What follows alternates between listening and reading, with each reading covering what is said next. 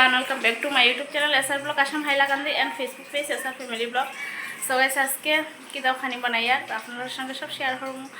আর আজকে এসে রশনি তো তাই শরীরে আর কি ছোট ছোট বিসি বিসি গামাসির মতো কি হয়ে গেছে, তো ডাক্তার দেখানোর লেগে আজকে তাই পাপা আনছেন না, তো রশনির লেগে স্পেশাল খানি বনের আজকে।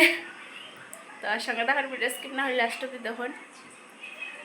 আজকে হইলাম ফ্রাইড রাইস, তো দেখুন এখানে খাটিয়ে রাখি দিছি আলু আর মাংসর মধ্যে সবচেয়ে বেশি আমার ওই যে আস্তে আস্তে রসুন বেশি ভালো লাগে।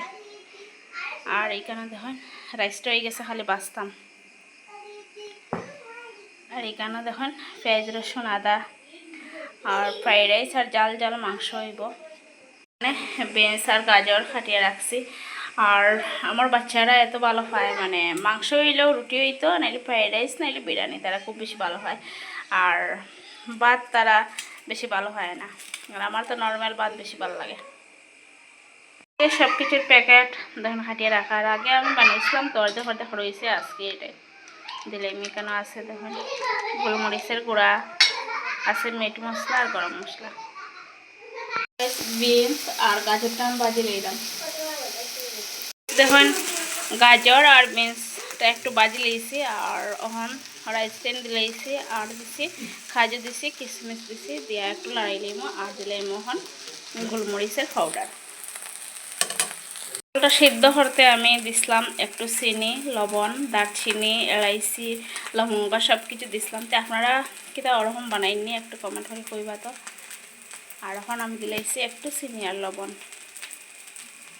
তো গাইস রেডি দেখুন ফ্রাইড রাইস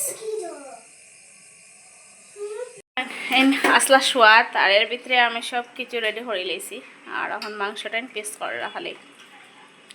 আর খাটিয়ে আনলে গাইস ভাল লাগে না, গাছের মধ্যে খাটে এটা টুকরা টুকরা রয় ভাল লাগে না একদম। সেখানে আমি সব কিছু দিলাইছি দেখুন হলুদ মরিচ জিরা, আর এখন মশলা পেস্ট করে রাখছি এটাই দিব। আর কে কে গরম মশলা দেন এরকম, আমি তো মাংস যখন ডলা হয় তখন আমি দিলাই, আর পরে মিট মশলা দিলাম এবার আগে। আর গরম মশলাটা আমার ভাল লাগে না, আমি এরকম মাখার মধ্যে দিলে আমার বেশি ভালো লাগে। তো দিলাইছি তেল আর খালি এখন পেস্ট করা মশলাটা দেওয়া হইব। আর মাংস ডলতে আমার একদম ভালো লাগে না, আমি চেনি দিয়ে আমি সেইয়া আমি বানাইলেই, যদিও আমার উপরে পড়ে। তো আমার প্রতিদেব করো তাহলে তো আর চিন্তা নাই, তাই মাখাইও গিয়ে দেন সব আমি রেডি করে দিই, তাই খালি মাখাইয়া দিন, ওইটাই বড় কাজ, আমার ভালো লাগে না এটা। তো গাইস দেখুন রেডি মাখাইয়া রাখি দিয়েছেন। গাইস মাংস ডলা শেষ। আর আমি কিন্তু তেজপাতা তেলও বাজি যাই, আমার তেজপাতার সেন্টটা বেশি ভালো লাগে না, কাঁচা গন্ধ হলে তো হয় না, আমার ভালো লাগে না, তাই আমি একটু বাজি লই।